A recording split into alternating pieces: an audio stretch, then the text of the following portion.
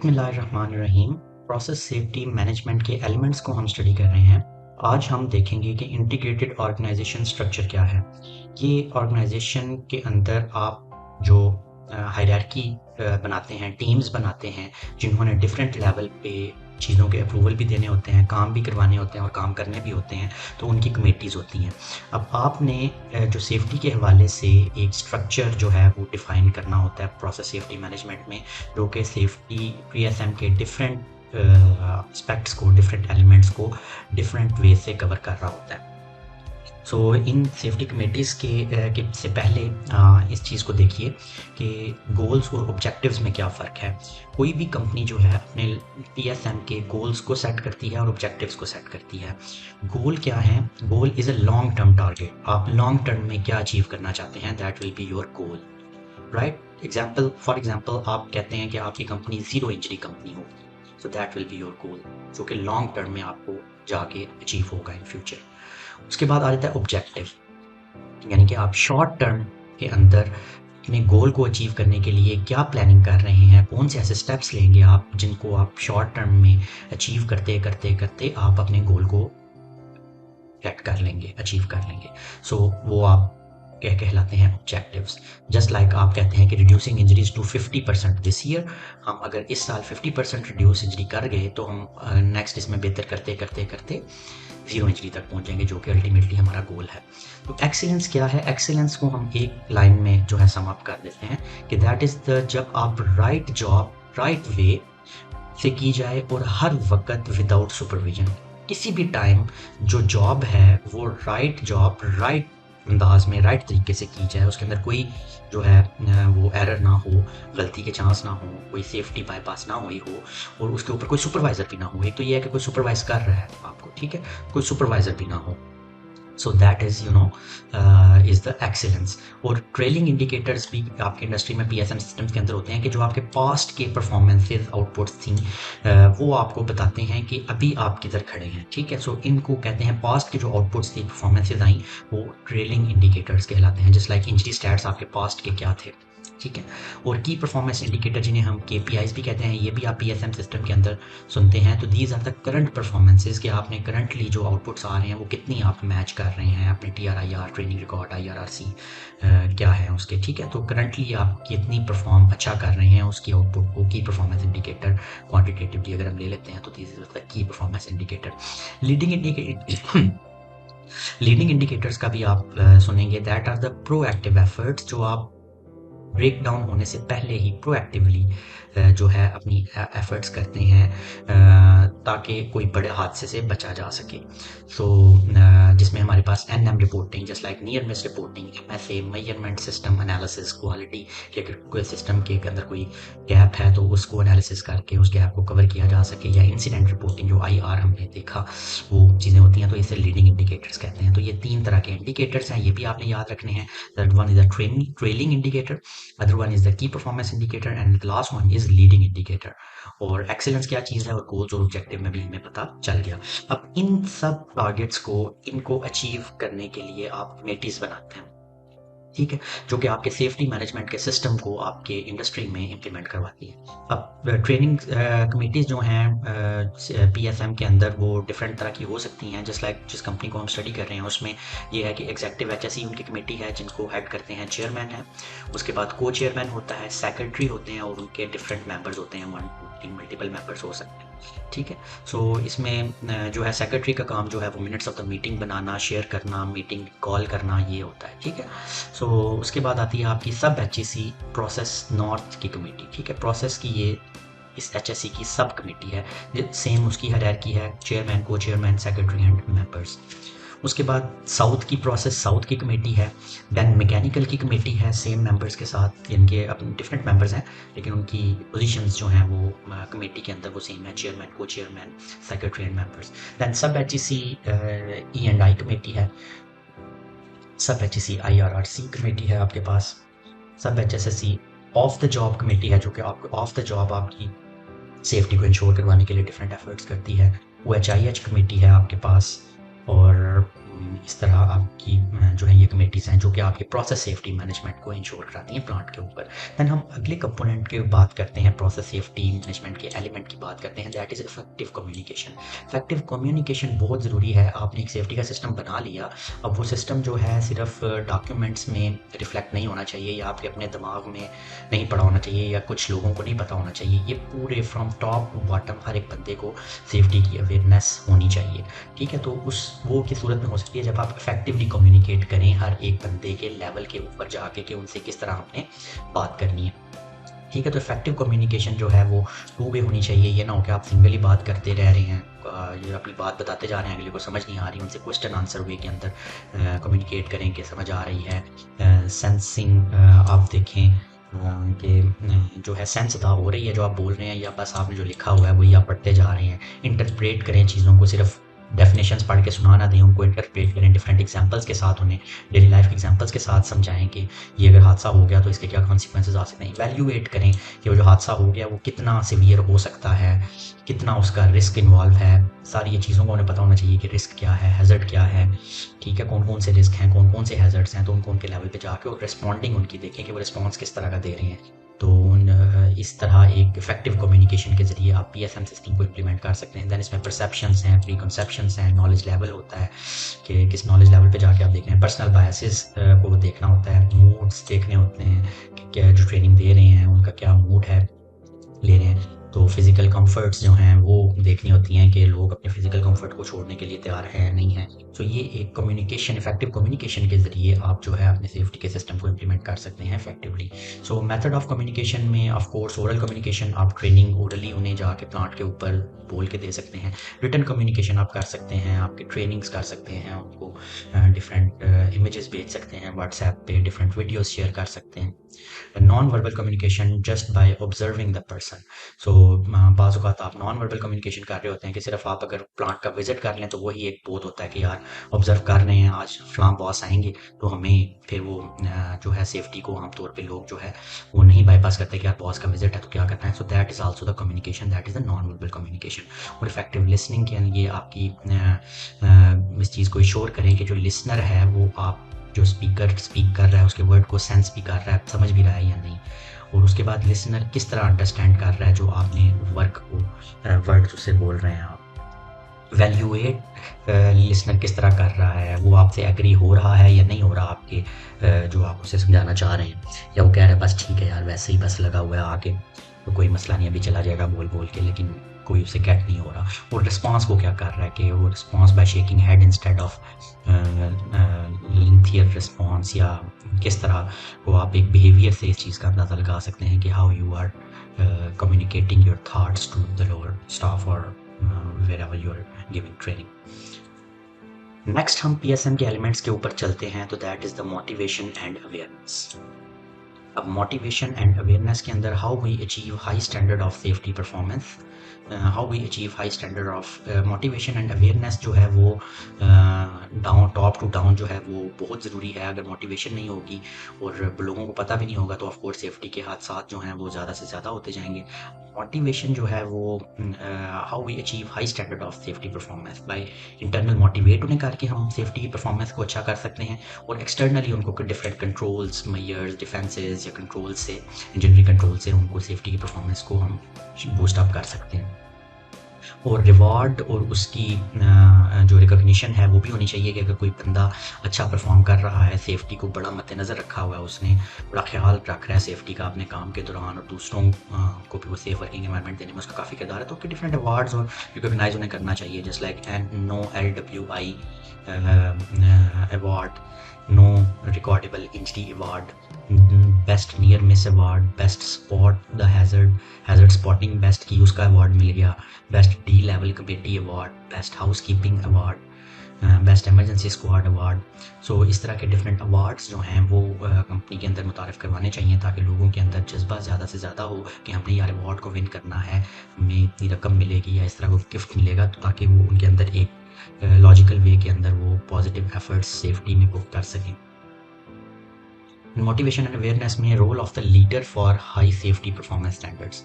Transformation from external control to internal motivation. अब ये leader का काम है कि जो एक्सटर्नल कंट्रोल्स लगे हुए हैं वो कंट्रोल्स तब तक ही हैं जब तक उनको चलाने वाला, उनके इर्द गिर्द काम करने वाला उन्हें सेंसिबली यूज़ कर रहा है। अगर लेट सपोज आपका एक कंट्रोल लगा हुआ है मशीन के ऊपर, ये रोलर्स हैं, रोलर्स के अंदर जो है इधर सेफ्टी गार्ड एक लगा हुआ है, ठीक है। अब ये सेफ्टी गार्ड है बचाने के लिए, that is the control, engineering control. आपने एक इंजीनियरिंग कंट्रोल लगा दिया कि यार किसी का हाथ कमीज़ कोई इस तरह के रोलिंग में ना आ जाए और वो इस मशीन के अंदर ना चला जाए।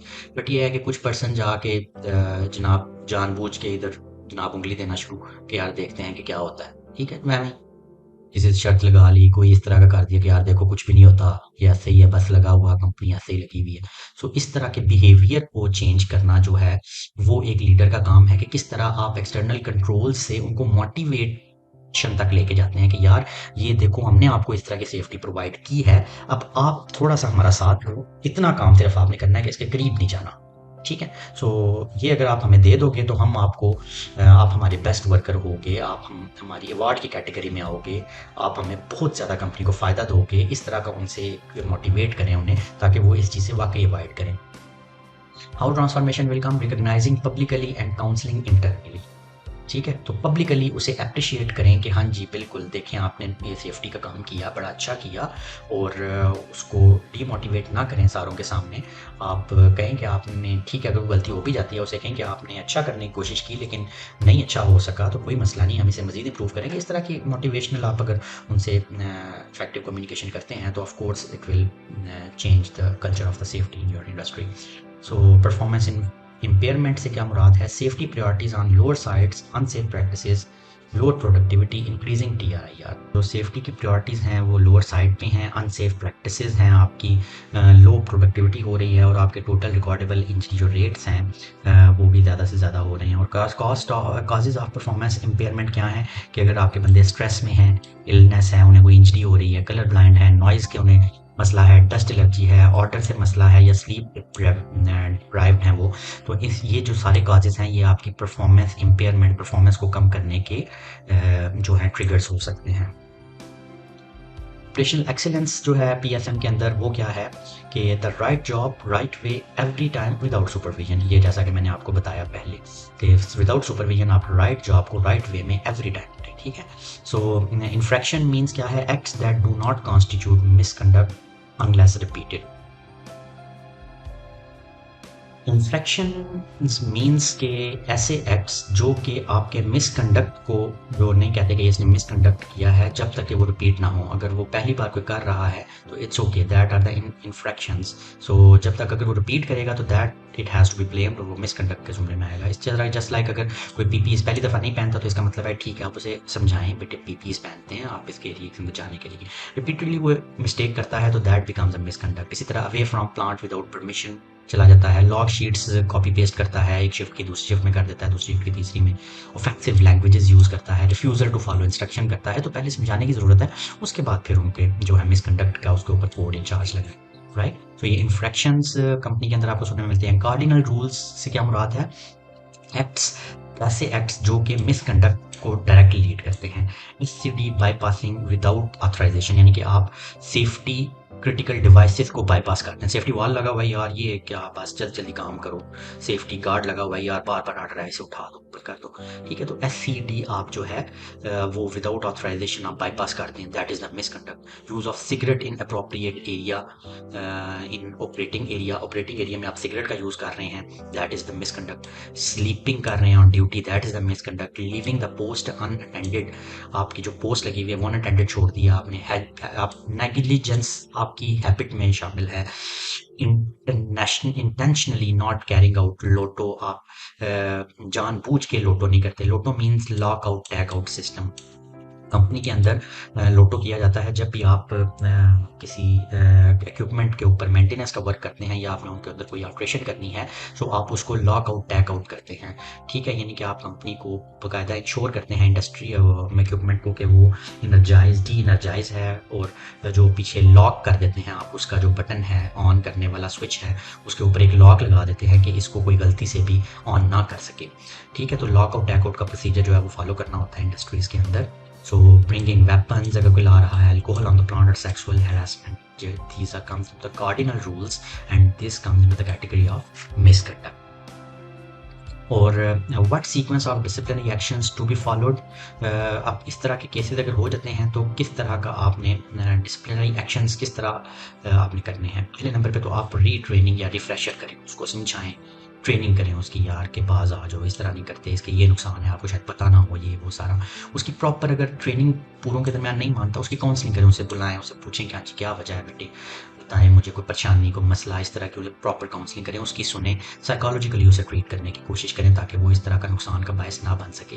वर्बल करेक्शन कॉन्टैक्ट करें, वीसीसी करें उसके साथ, वर्बल रिकॉर्डेड कॉन्टैक्ट करें, वीआरसी करें, रिटर्न करेक्शन कॉन्टैक्ट करें, रिटर्न रिप्रिमेंड करें, WR करें, प्रोबेशनरी पीरियड में उसको रखें, टर्मिनेशन तक फिर फाइनली जाएं। तो ये सारे स्टेजेस करने के बाद भी अगर कोई नहीं मानता तो फिर फाइनल जो सोल्यूशन होता है वो टर्मिनेशन होता है। तो आप इन सब में अपना एक बार कोशिश करें, उसके बाद भी अगर कोई नहीं सुधरता तो उसका फिर फाइनली टर्मिनेशन ही है।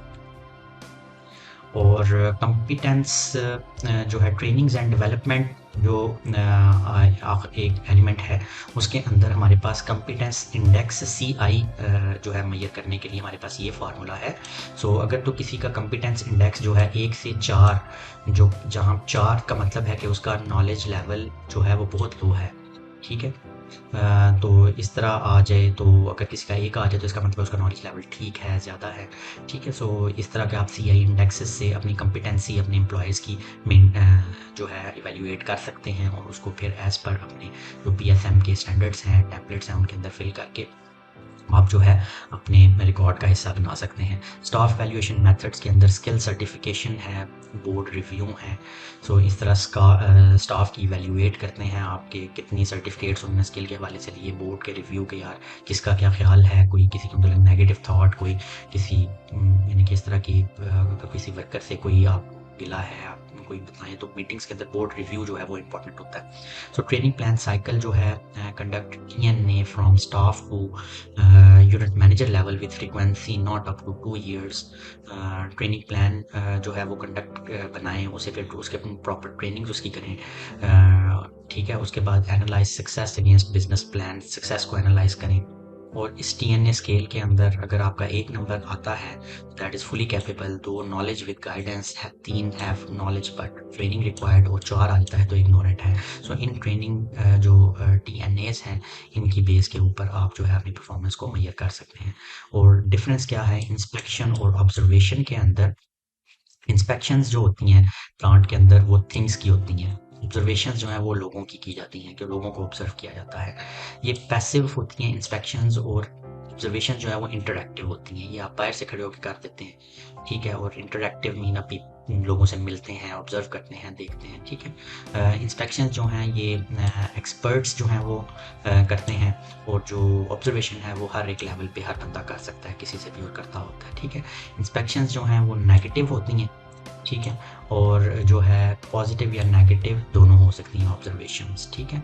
और जो डॉक्यूमेंट्स और फॉलोअप होता है इंस्पेक्शंस के अंदर, और इसमें भी डॉक्यूमेंट्स और फॉलोअप होता है। तो 6 steps to good safety contact अगर किया जाए, so observe how to make contact, comments on safe behaviour, आप उनके सेफ बिहेवियर पे कमेंट करें, हाँ जी बड़ा अच्छा परफॉर्म कर रहे हो।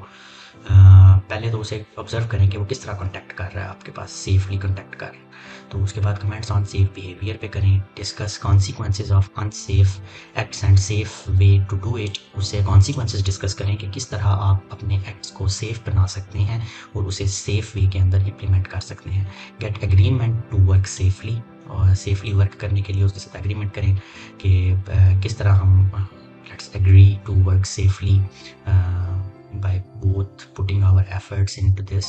so discuss other safety issues, उनसे other safety issues भी discuss करें कि इस तरह भी होता है प्लांट के अंदर, इस तरह भी होता है, आपने देखा है, आपकी ऑब्जर्वेशंस हैं, और उस पर स्पेशली थैंक्स करें एम्प्लॉय का, that makes his spirit high।